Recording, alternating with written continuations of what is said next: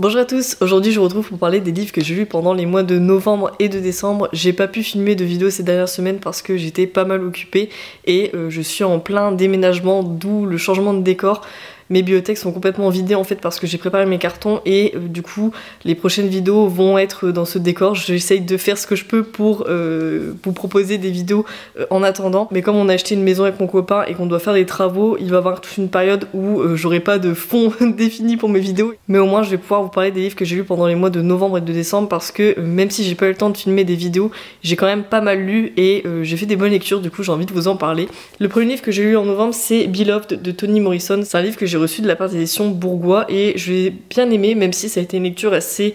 fastidieuse puisque je trouve que le style de Toni Morrison est assez difficile à lire même en traduction en fait. Je trouve qu'elle a,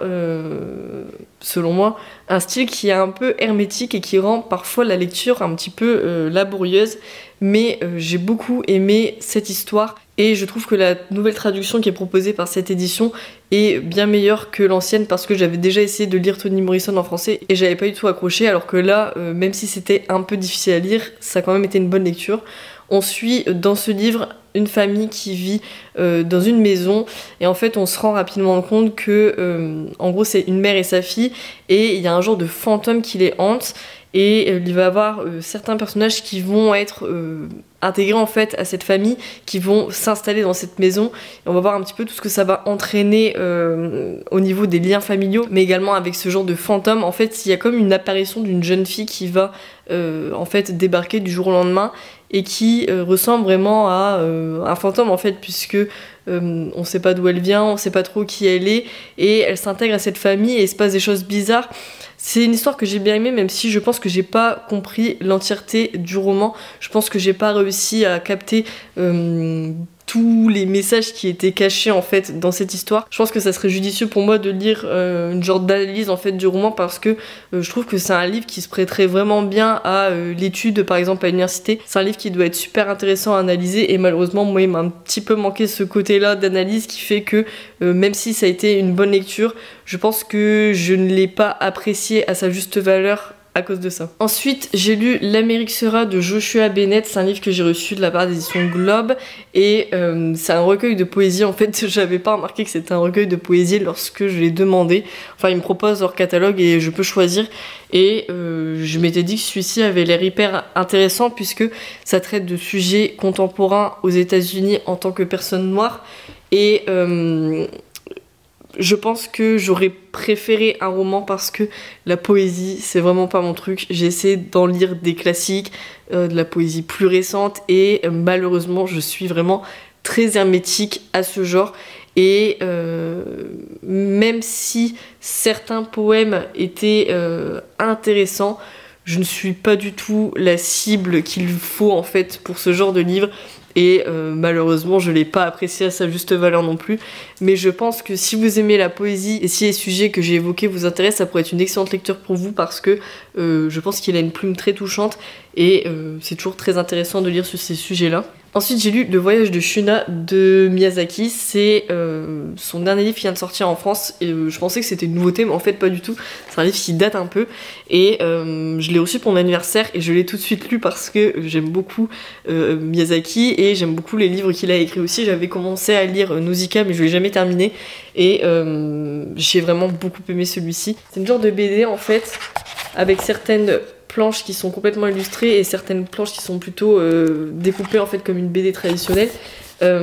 C'est hyper intéressant. Moi j'ai vraiment beaucoup aimé les dessins parce que j'aime vraiment beaucoup en général les dessins de Miyazaki et l'histoire est vraiment super intéressante aussi. En fait on suit Shuna qui est un jeune garçon qui vit dans un endroit où en gros les gens ont un peu de mal à cultiver la terre et il entend un jour l'histoire d'une merveilleuse graine qui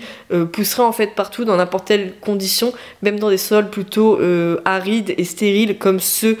où habite Shuna. Et donc il va se donner pour mission de trouver cette graine et de la ramener chez lui afin que son peuple prospère et qu'ils puissent tous être nourris à leur faim. Et donc nous on va suivre l'aventure de Shuna qui va se mettre en route avec son Yakuru et on va suivre un petit peu tout ce qui va leur arriver et c'est vraiment une histoire que j'ai vraiment beaucoup aimé. Je vous la recommande vivement si vous aimez bien les films de Miyazaki en général parce que que vraiment on retrouve tant au niveau de l'histoire que des dessins la touche de Miyazaki et du coup si vous aimez bien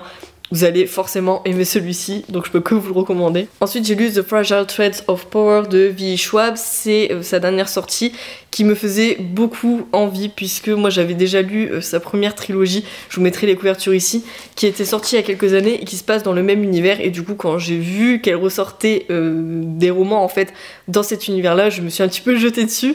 J'ai vraiment beaucoup aimé ce roman parce que j'ai adoré retrouver l'univers que j'avais tant aimé il y a quelques années, et j'ai trouvé que la plume de V.E. Schwab elle était toujours aussi bien, même encore mieux en fait que dans ses romans de l'époque. En fait, dans celui-ci, on va suivre différents personnages. On suit une jeune fille qui se cache, en fait. On se rend compte rapidement qu'elle a fui sa ville d'origine. Et en gros, elle gère une boutique où elle fait genre d'être l'apprentie d'un vieux monsieur qui manie la magie, alors qu'en fait, elle gère la boutique toute seule. C'est elle, en gros, qui bouge les genres de fils invisibles qui sont présents dans la magie. Et donc, elle répare des objets magiques dans cette boutique. Et en fait, un jour, il y a un homme qui va lui amener un objet et elle va se rendre compte que c'est un objet assez spécial, assez rare, et elle va comprendre en fait en essayant de le réparer le rôle en fait de cet objet, et à partir de là il va lui arriver plein de catastrophes en fait, plein d'aventures, puisque nous en fait parallèlement à l'histoire de cette fille on suit d'autres points de vue, dont celui de l'homme qui lui amène l'objet. On sait quel rôle il a, d'où il vient et comment il a fini entre les mains de cet homme, et donc on comprend rapidement que ça va entraîner plein d'ennuis à cette jeune fille, et à partir de là il y a plein d'aventures qui vont se mettre en route. On va retrouver des personnages qui étaient déjà présents dans la première trilogie, et ça j'ai vraiment beaucoup aimé parce que on suit ce qu'ils sont devenus après la fin de la trilogie, et ouais, j'ai vraiment beaucoup aimé cette histoire. Si jamais vous voulez le lire, je vous recommande quand même de lire la première trilogie parce que comme je vous ai dit, on retrouve certains personnages des 3 premiers livres, et il y a des références aussi à l'histoire en fait de la première trilogie, donc je pense que c'est toujours mieux de la lire avant de se lancer dans la lecture de celui-ci. Mais vraiment, si vous aviez aimé la trilogie à l'époque, je peux que vous recommander de lire celui-ci parce que c'est un peu le même genre et du coup vous avez forcément bien aimé aussi. Ensuite j'ai également lu une BD que j'ai reçue pour mon anniversaire, c'est Le Jardin de Gaël Génillet. C'est une BD que j'ai vraiment bien aimée, j'ai beaucoup aimé le style de dessin. Je vais essayer de vous montrer un petit peu une page où on le voit correctement. Et en gros dans cette BD on suit un jeune homme qui a grandi en fait au sein d'un genre de cabaret,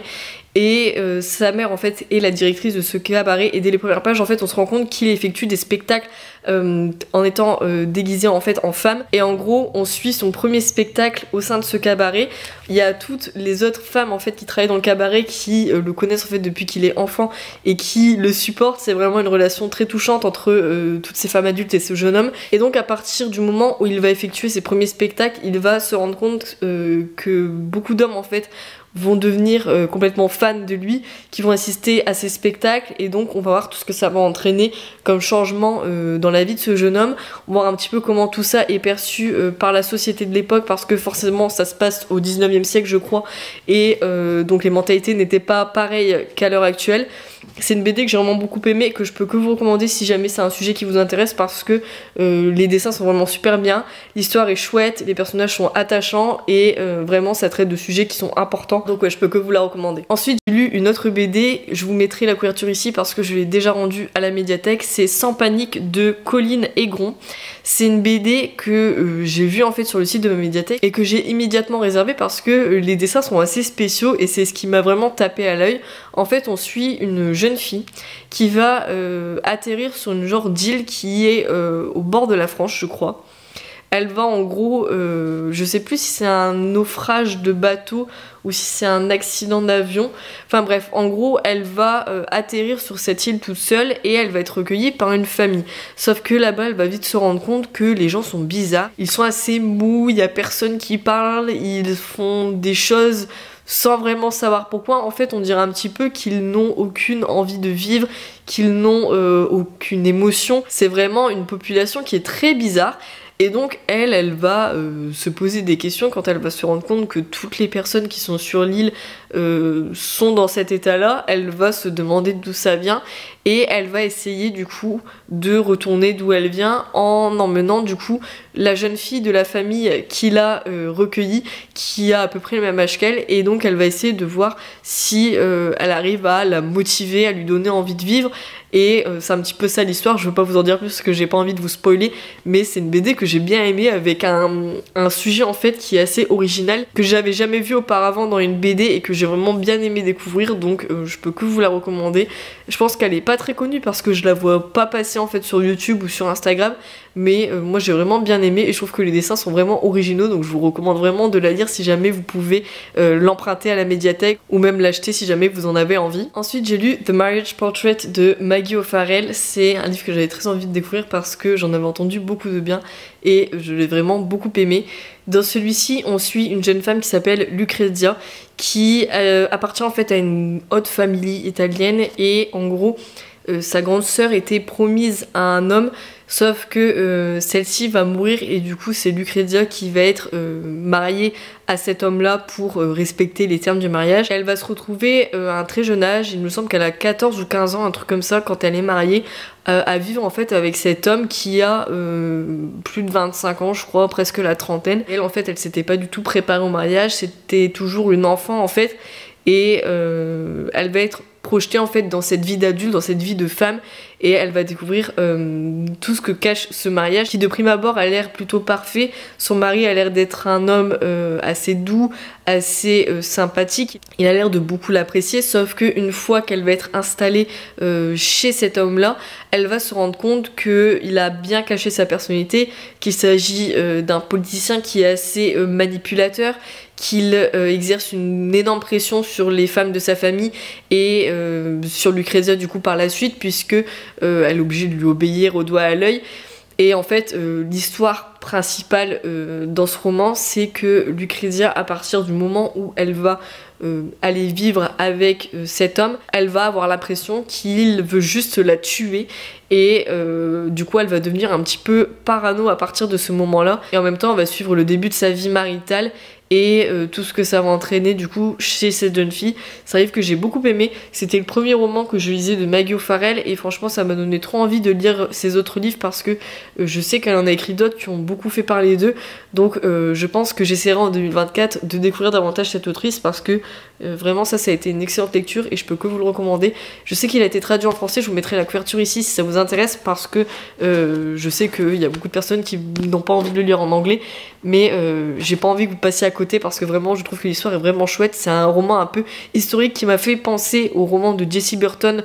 par certains aspects, puisque on retrouve ce personnage féminin central qui va essayer en fait de survivre à certaines choses qui lui arrivent, à un nouvel environnement, et ça m'a rappelé certains romans de Jessie Burton, et vu que Jessie Burton c'est une de mes autrices préférées, forcément j'ai vraiment beaucoup aimé celui-ci et ouais, j'ai vraiment très envie de continuer à découvrir cette autrice. Ensuite pour mon anniversaire j'ai reçu les 2 intégrales du livre de Hein, je sais pas comment on prononce ça, d'Ursula Le Guin. C'est 2 livres que j'avais trop envie d'avoir, du coup j'étais trop contente lorsque des amis à moi me l'ont acheté et je me suis lancée du coup dans la lecture de la première intégrale. J'ai lu les 2 premiers tomes déjà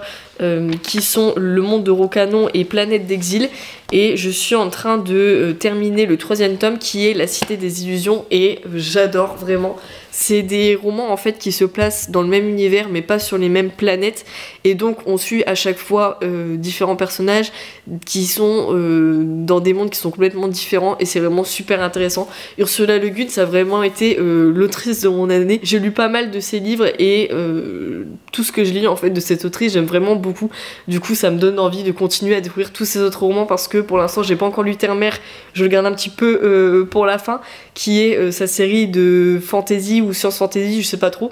Et là vraiment découvrir ces romans de science-fiction c'est un tel bonheur. Vraiment je prends beaucoup de plaisir à les lire et j'ai vraiment très hâte de lire les tomes 4 et 5 qui sont ceux qui me faisaient le plus envie de base. Il s'agit de La Main Gauche de la Nuit et Les Dépossédés, et ouais ceux-là je les découvrirai en 2024, mais vraiment Ursula Le Guin je peux que vous recommander de les lire parce que j'aime vraiment beaucoup cette autrice. Ensuite j'ai également lu Le Roi Telé de Jean-François Beauchemin, c'est un livre que j'ai reçu dans le cadre du club des lecteurs Folio et l'histoire avait l'air vraiment chouette parce qu'on suit l'histoire d'un homme qui vit à la campagne avec sa femme, son chien, et en gros on suit la relation qu'il a avec son frère qui est schizophrène.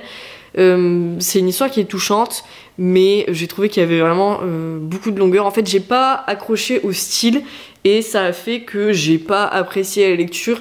autant que je l'aurais aimé, parce que même si l'histoire était intéressante et que j'ai beaucoup aimé la relation entre les deux frères, je trouvais que c'était long et que il y a certains aspects d'histoire qui étaient pas très intéressants. Donc ouais, ça a un peu été un raté pour moi. Je sais qu'il y a d'autres personnes du club des lecteurs qui ont bien aimé, mais ouais, moi j'étais un peu trop hermétique au style pour apprécier cette lecture à sa juste valeur. Ensuite, j'ai lu une autre BD qui s'appelle Les Évaporés d'Isao Moutet. Et c'est une BD que j'avais très envie de découvrir parce que la couverture était très belle et l'histoire avait l'air aussi hyper intéressante, parce que en gros ça traite des personnes au Japon qui disparaissent du jour au lendemain sans laisser de traces. Et du coup ça m'avait l'air super intéressant, et au final c'est un livre qui m'a assez déçue parce que j'ai trouvé que l'histoire était pas très intéressante, qu'il se passait pas grand chose, et que le sujet en fait des évaporés en soi était pas énormément traité par rapport à ce qui était dit dans le résumé. Et ouais, du coup ça a été une déception cette BD là. Ensuite j'ai fait deux lectures assez festives aux alentours de Noël. La première c'est Les Lettres du Père Noël de Tolkien. C'est un livre que j'avais reçu l'année dernière pour Noël, mais je l'avais pas lu, et du coup je l'ai lu cette année en décembre et j'ai vraiment beaucoup aimé. C'est en gros la version illustrée des Lettres du Père Noël de Tolkien. J'essaie de trouver une page où il y a des dessins. Et en gros, on a les lettres d'origine qui sont écrites sur des papiers comme ça.